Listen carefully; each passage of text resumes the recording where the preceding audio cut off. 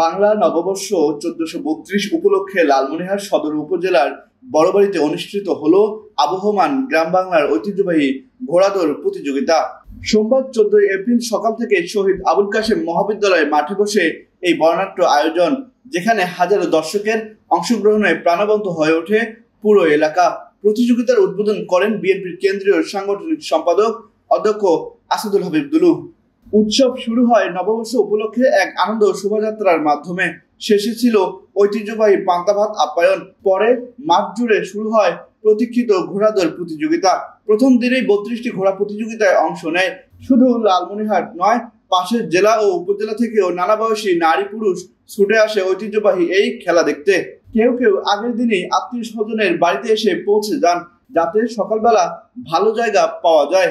দর্শকের দৃষ্টি কেড়ে নেয় মাত্র ১২ বছর বয়সী হালিমা বেগম, যে নাটোর থেকে বাবার সঙ্গে এসে প্রতিযোগিতায় অংশগ্রহণ করে এবং প্রথম স্থান অধিকার করে সবার মন জয় করে নিয়েছে। নিজের অনুভূতি প্রকাশ করে হালিমা বলেন, বাবার মুখে শুনতাম এখানে হাজার হাজার মানুষ ঘোড়াদৌড় দেখতে আসে, আজ বাস্তবে তা দেখে খুবই ভালো লাগছে।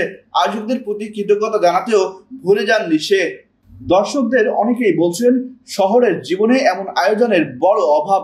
কালীগঞ্জ থেকে আসা সাইফুল ইসলাম বলেন, আমি প্রতি বছর এই প্রতিযোগিতা দেখতে আসি। এই আয়োজন আমাদের হারিয়ে যাওয়া ঐতিহ্যকে মনে করিয়ে দেয়। একই অভিজ্ঞতা ভাগ করে নেন নাটোর থেকে আসা তাসলিমা খাতুনও, যিনি প্রথমবারের মতো সরাসরি ঘোড়াদৌড় দেখেছেন। এই আয়োজনে শুধু ঘোড়াদৌড়ি নয়, বরং দাঁড়িয়ে বাঁধা, চকর চাল, ঠুস, ঘুড়ি ওড়ানো, সাঁতার খেলার মতো গ্রামীণ খেলাগুলো অনুষ্ঠিত হচ্ছে। ৪ দিন ব্যাপী এই উৎসব শেষে বিজয়ী ঘোড়ার মালিক ও সাওয়ারদের পুরস্কার প্রদান করা হবে। আয়োজক অধ্যক্ষ আসাদুল হাবিব দুলু বলেন, প্রতি বছরই আমরা এই আয়োজন করে থাকি।